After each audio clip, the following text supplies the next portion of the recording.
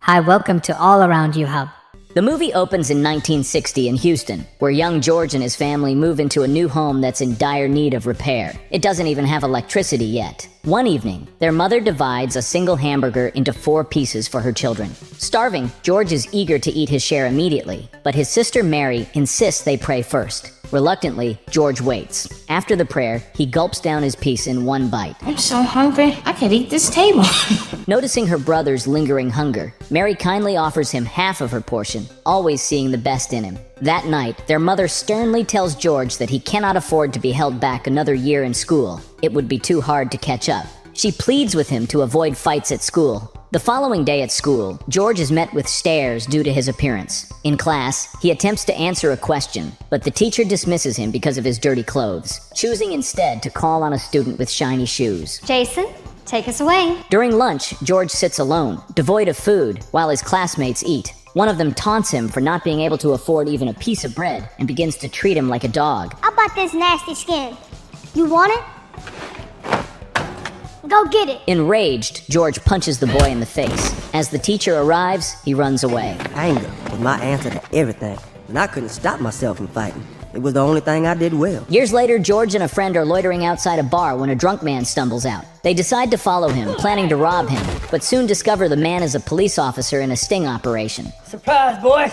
You're busy right here, huh? The police arrive and chase ensues. George escapes by hiding under a house, and the police arrive with a dog. George covers himself in sewage to avoid detection. The disguise works, and the police, along with their dog, fail to find him. On his way home, George notices an advertisement for Job Corps on a TV in a store window. The ad promises free food and drinks to those who have left school. Job Corps offers vocational training to help juveniles secure employment and even pays its students. Excited, George shares the news with his mother, telling her he wants to join. She supports his decision, affirming that he has more potential than he realizes. You want to do this job, Cole? Yes. Then do it right, George. Don't come running back home because you're missing me. Finish what you started this time. A few days later, George arrives at the Job Corps in California. At the entrance, a guard outlines the rules for him. Inside, he immediately clashes with another guy, Desmond, over a bed. It's just a bed, man. In his duffel bag, George finds a new pair of Converse sneakers and a note from his mother. Desmond watches him with envy. George struggles during his electrical class, drawing laughter from other students. He responds with a tough look, clearly used to resolving issues with his strength. The next day, Desmond is listening to music while George tries to study. Frustrated, George unplugs the record player. There's something against music? Maybe I do. Jeez, you always this pissed off? When I'm trying to study. Desmond, sipping from his hip flask, offers George a drink, which he declines. However, during their conversation, they begin to bond. George's mood lifts when Desmond invites him to the chow hall. Now you're talking. Eager to wear the new Converse from his mom, George is disappointed to find them missing. At the chow hall, Desmond advises him to report the theft after they eat. He shares with George that he's the reason there are extra brownies in the cafeteria today. Thanks to his knack for numbers, Desmond got a job in cafeteria. He tweaked the weekly order sheets, swapping out beans for more brownies. And under my new cost-cutting plans, we got a whole lot more brownies. And a whole lot of less gas. George notices a guy wearing his stolen Converse sneakers. As the guy sees George's glaring look, he panics and dashes off, locking himself in his dorm room. Undeterred, George breaks down the door and nearly throws the thief out the window. Just then, Doc, hearing the commotion, intervenes and breaks up the fight. Outside, George tries to justify his actions, explaining that his mother had worked hard to buy those shoes that were stolen. Get in the car. In the car, Doc presents George with 2 choices. He can either send him to jail or send him home. In the time you've been here, you punched out 3 corpsmen and 1 innocent door. Did disrespected me. The door too? Offering money for a bus ticket, Doc is prepared to expel him from the program. George pleads with Doc not to kick him out. I can't go home, Mr. Brothers. This place, it's all I have. Please. And feeling sympathetic, Doc decides to give him another chance. He asks if George ever boxed. Just street fights. Talking about boxing, not fighting. It's a sport with rules. Doc, who turns out to be a boxing coach, notices George's strength and suggests he join the boxing club. You big enough and ugly enough. You want to learn it? George eagerly accepts. The next day at the gym, Doc introduces George to his sparring partner. George reacts poorly to his opponent's jokes, showing aggression, but Doc reminds him that they're not here to kill each other. George enters the ring. Meanwhile, being good with numbers, Desmond offers spectators to make their bets. When the sparring begins, George tries to hit hard, but his lack of technique makes him an easy target. Be still! And he is quickly knocked down, drawing laughter from the onlookers. Humiliated, George storms out and punches a heavy bag so hard that it falls, silencing everyone instantly. In the locker room, Doc calms George down, explaining that 6 months earlier, his opponent was as inexperienced as George is now. Doc assures him that with proper training, he can reach the same level. Frustrated, George mentions the laughter from the other guys, but Doc insists that he must ignore the opinions of others and focus on his training. Doc begins to train George rigorously, teaching him various boxing techniques and tactics. George finds footwork and coordination challenging, but Doc emphasizes that boxing is as much about strategic thinking as it is about physical skill. One day, George calls home, and the conversation goes well until he mentions he's learning to box. His mother expresses her disapproval of fighting. No, I'm not fighting. What do you call it, George? It's boxing. It's a sport with rules. God knows I don't want you to be fighting. God, what's God got to do with anything, Mom? But their call is abruptly ended when George runs out of phone credit. Later, George faces the same opponent who previously knocked him down, but this time, the match is dramatically different. Within seconds, George knocks him out, leaving Doc impressed by his rapid improvement. George visits Doc in his office and learns that Doc was once a professional boxer who won his first 24 fights. Then what? Unfortunately, I have to trade one uniform for another. George shows him an article about Joe Frazier from a boxing magazine and declares his ambition to become the world champion. Doc, finding his eagerness endearing, advises him to temper his expectations and explains the extensive training required before competing at a professional level. When George inquires about the next Olympics, Doc informs him that although the Olympics are next year, he won't be ready to compete for another 5 years. 5 years? I'll be an old man. You got a punch like I've never seen. But even if you train harder than any man has ever trained, there is no way that you can make it to the Olympics next year. The scene shifts to the following summer. George, now 19 and having trained for only 1 year, faces a more experienced Soviet boxer. Commentators doubt his chances, but his family watches proudly from home, their eyes glued to the TV. Everyone at the Job Corps rallies behind George, and even his mother, despite her reservations about the violence, joins her children in front of the television. George delivers several decisive blows, winning the gold medal effortlessly. His victory brings mixed emotions for his mother, who struggles with the violence of the sport, while George, ecstatic, hoists the American flag. His siblings watch in awe, hardly believing that their brother has won his first Olympic gold medal at such a young age. The day after his victory, George proudly wears his gold medal as he strolls through his neighborhood. He encounters a former accomplice who criticizes him for raising the American flag after his fight, contrasting it with the significant protest by other black athletes who stood with bowed heads on the podium. He accuses George of disrespecting their cause. Frustrated and hurt, George goes to his mother and vents to her, expressing his exhaustion with being labeled a sellout by those around him. She soothes him. Let me make you something to eat. Anything you want. I'm not hungry.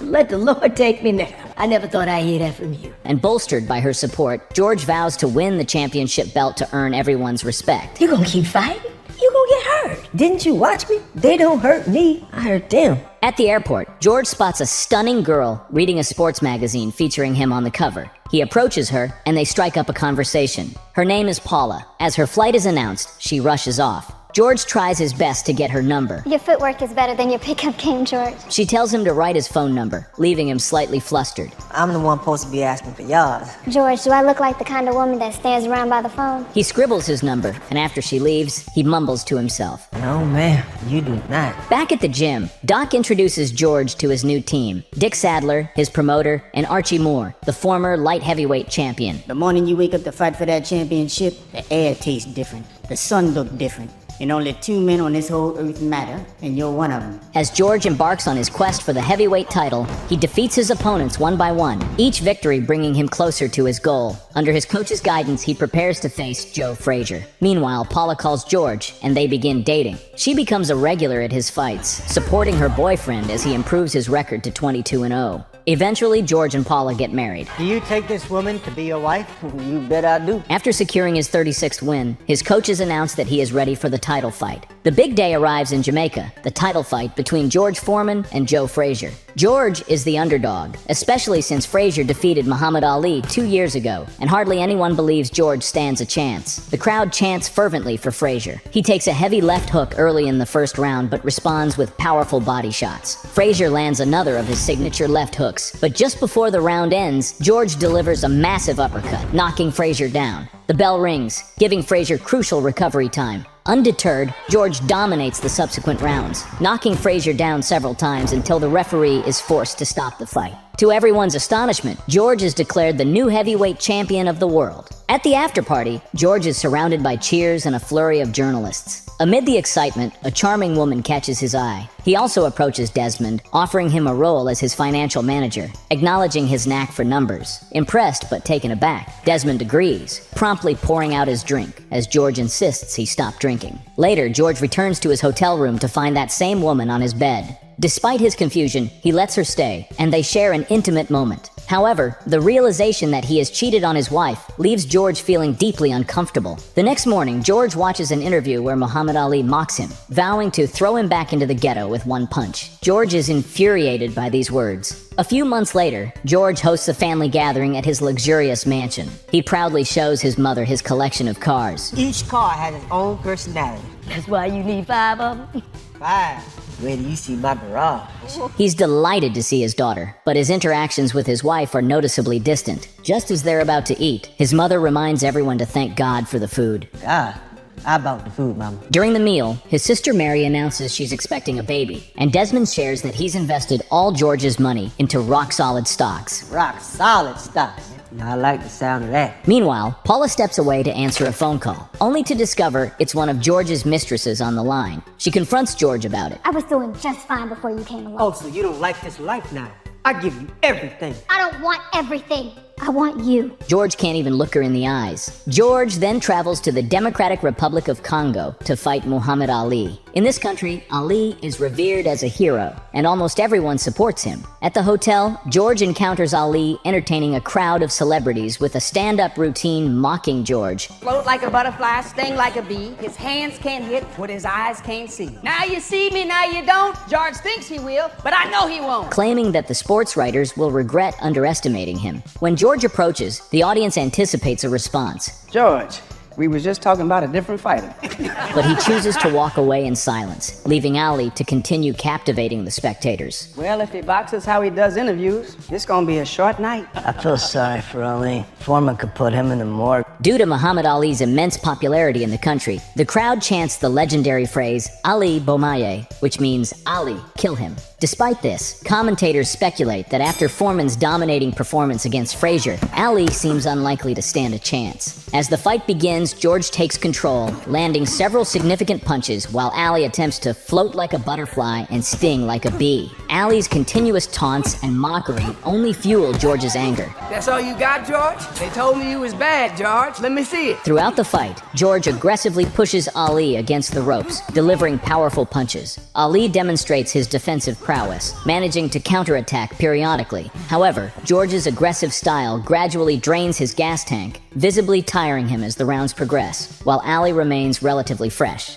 During a break, while Dick and Archie urge George to keep up the pressure, Doc is visibly concerned by the advice, noticing George's increasing fatigue and slower movements. By the 8th round, it's clear that Foreman is exhausted, and Ali begins to dominate. He lands several forceful punches, eventually knocking Foreman down onto the canvas. Ali wins the fight by knockout, marking Foreman's first defeat. The audience erupts in admiration for their hero, Muhammad Ali. After his defeat, George reevaluates his life. Realizing that he had been blinded by his aggressive nature, he decides to make amends. He calls his wife, vowing to never leave her side again. But Paula, feeling detached and hurt, asks him to sign divorce papers instead. Seeking comfort, George visits his mother and confesses that he has dismissed Dick and Archie, blaming them for his loss. His mother supports his decision, offering him solace. Later, in an attempt to prove his strength and regain his pride, George decides to fight 5 boxers in one day. However, the rationale behind this challenge baffles everyone. Doc urges him to abandon this reckless idea before it's too late.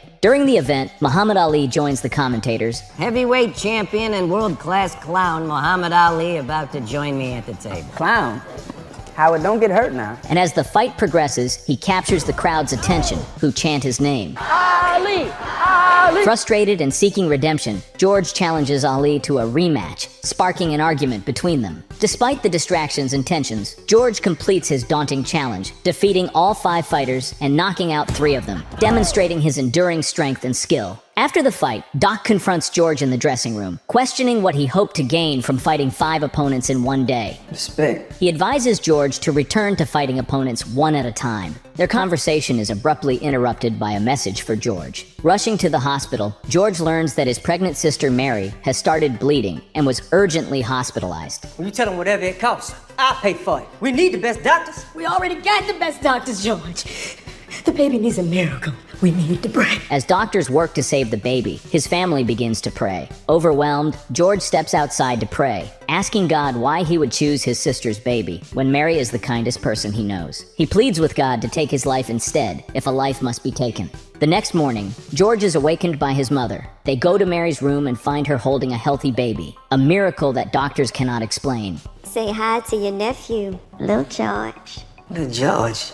Yeah, Mama told me you prayed. Whatever you said to him, it worked. In the next scene, George struggles during a fight against Jimmy Young, ultimately losing by unanimous decision. In the dressing room, a coach criticizes George harshly, telling him he's lost his chance at a rematch with Muhammad Ali. Overwhelmed and suffering from heat stroke, George hears a voice. Who said that? Nobody said nothing, George.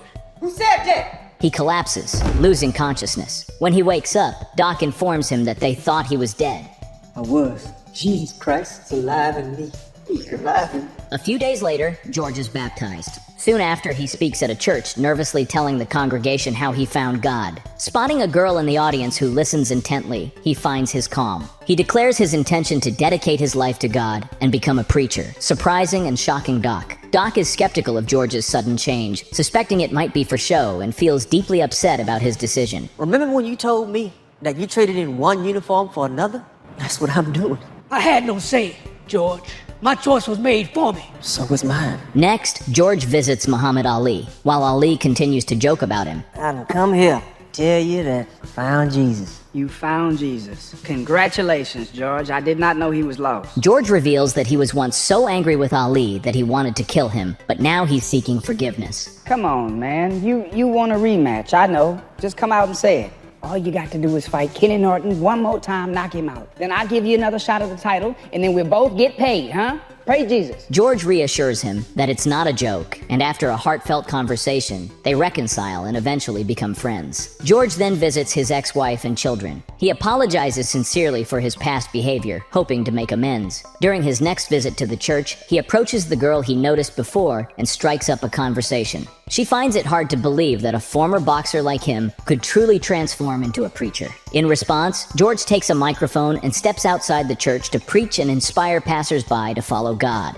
Although some mock him, he remains calm, showing his growth in handling anger. But the Lord changed my life. It wasn't the Lord who changed you. It was Jimmy Young. I seen him beat the hell out of you. The girl watches from a distance, impressed by his sincerity. Later during lunch, she apologizes for doubting him, explaining that his reputation had made her skeptical. Now, seeing his true intentions, she introduces herself as Mary, and they discover a mutual attraction. George drives her to an old abandoned church, sharing his dream of buying it to establish his own congregation. 7 years later, George's dream has come true. He preaches in his own church, supported by his wife Mary and their children. After a service, a woman approaches him with her grandson, asking George to train the boy who has fallen in with a bad crowd. Well, I'd sign up to train with Ali, but not the guy who lost to him.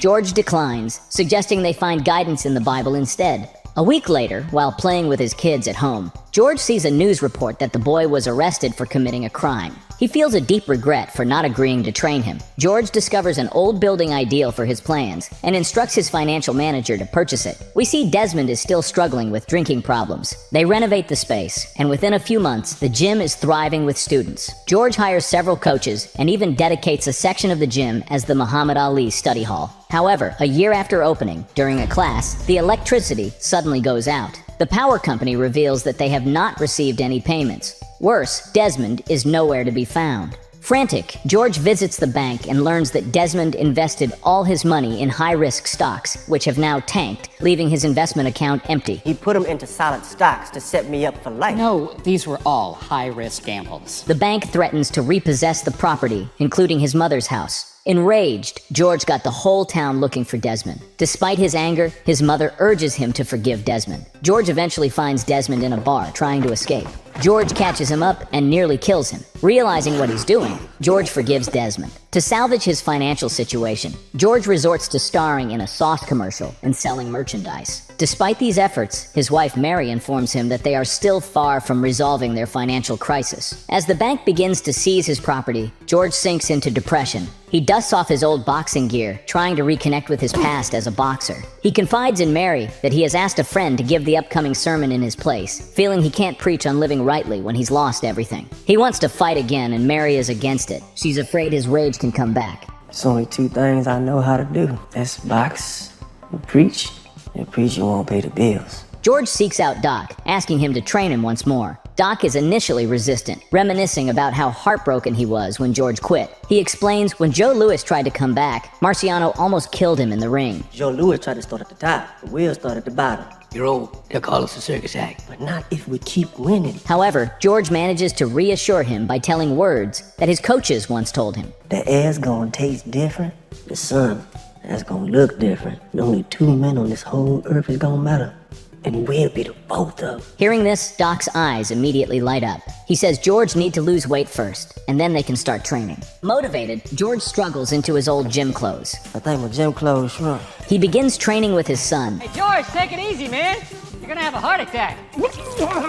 That's nasty, George. He has hard time during workouts, supported unexpectedly by Mary, who helps him stick to his diet. After months of effort, George successfully makes weight and returns to Doc, ready to train fully. During a sparring session, George's speed is lacking, and he struggles to keep up with his opponent. Doc assures him they will adapt his style with new techniques. In the middle of the night, Mary wakes from a vivid dream. In the morning, she tells George that she had a dream. In the dream, the Lord spoke to her and showed her a vision of George winning the heavyweight championship again. He's gonna lift you up in the middle of that ring, so you'll lift him up in front of millions of people. Before his comeback fight, Doc suggests they need George's old anger to win. But George insists on approaching the fight without succumbing to his rage. It's fight. It's boxing. It's a sport. Rules. George enters the ring against Steve Zowski, telling Doc that he's scared to take his robe off in front of all these people. Last time they saw me, I looked like Superman. But now you look like the Michelin Man. This ain't no beauty contest. Everyone notices George is overweight. As the fight begins, George acts too calmly, even holding back his anger after getting punched after the bell. In the second round, George begins to dominate, leaving no chance for Zowski. Seeing that his opponent can't fight back, Foreman demands that the referee stop the fight. Stop the fight. Do your job. Come on. News of George's triumphant return spreads, celebrating him as a hero to fat, old, bald guys everywhere, marking a remarkable comeback not just in boxing, but in his personal journey as well. After a remarkable streak of 24 wins, 42-year-old George Foreman faces reigning champion Evander Holyfield in a match billed as the Battle of the Ages. Despite a valiant effort, George loses by unanimous decision. Post-fight, when he visits his bank, all the employees cheer for him. Although he didn't win the match, George is stunned by a payment of $12 million from HBO for the fight. Despite the financial windfall, he tells Mary that his job isn't over yet. Maybe I heard him wrong, George. You heard him right. He did his part. We have to do ours. 3 years later, Michael Moorer defeats Holyfield to win the title, and now George is a contender once again. At 45, no one believes George stands a chance against the 26-year-old Moorer, a powerhouse with 30 wins by knockout and the first Southpaw heavyweight champion. Moorer's undefeated record and formidable prowess make him a daunting opponent. How can you beat that man? As the fight unfolds, Moorer dominates the early rounds, with George barely hanging on. Everyone at his gym, including his mother, roots for him. After the 9th round, his cornermen suggest he should throw in the towel. 9 rounds against the best in the world. There's no shame, son. However, in the 10th round, George lands a devastating right hand, knocking Moorer to the canvas. Against all odds, George Foreman wins the title, becoming the oldest heavyweight champion in history. Thank you. Thank you. We did it. We did it. The movie then reveals that at 45 years old, George regained the heavyweight title after losing it 20 years before. George and Muhammad Ali became great friends, speaking by phone almost every day for the rest of Ali's life. In 1998, Charles Doc Broaddus was inducted into the World Boxing Hall of Fame. Today, George continues to preach at his church and run his youth center in Houston. Well guys, that's all for today. Thanks for watching. I hope you really enjoyed the video, and if so, please give it thumbs up. It really motivates me to do more recaps for you. Subscribe to the channel and turn on the notifications so you don't miss new episodes. I'll see you soon.